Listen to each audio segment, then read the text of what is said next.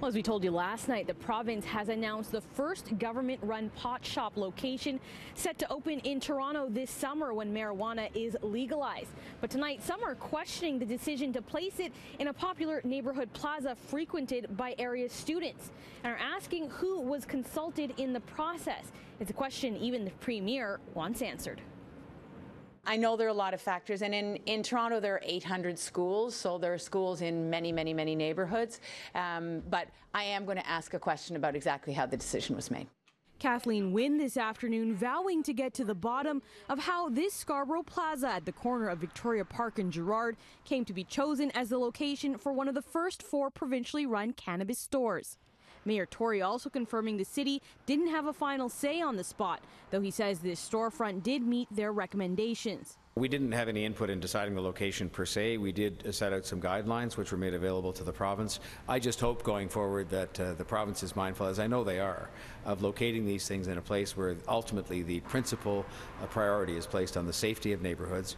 The Scarborough Plaza with a grocery store, kids after school program and martial arts club is also home to a number of fast food chains, making it a popular hangout for young people who live in the area. It's a very high traffic area. A lot of students from Malvern, 2 Catholic schools, even the 7s and 8s from Blantyre visited for lunch. There's a McDonald's, a Pizza, Tim Hortons. In a statement, the province says locations were picked in consideration of a number of guidelines, including proximity to schools. But there are at least 3 surrounding this future storefront, and the Toronto District School Board tells CityNews they were never consulted.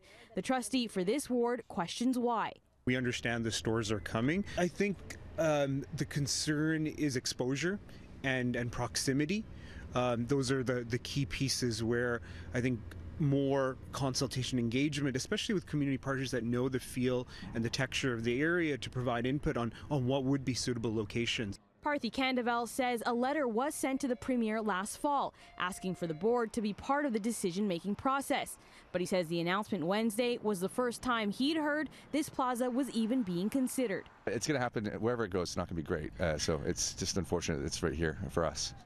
Outside Blantyre Junior Public School, just steps away from the new shop, parents we spoke with are taking the news in stride. Some say with the looming legalization, it's only inevitable. And one mother tells us it's an opportunity to talk to her teenage son about drug use.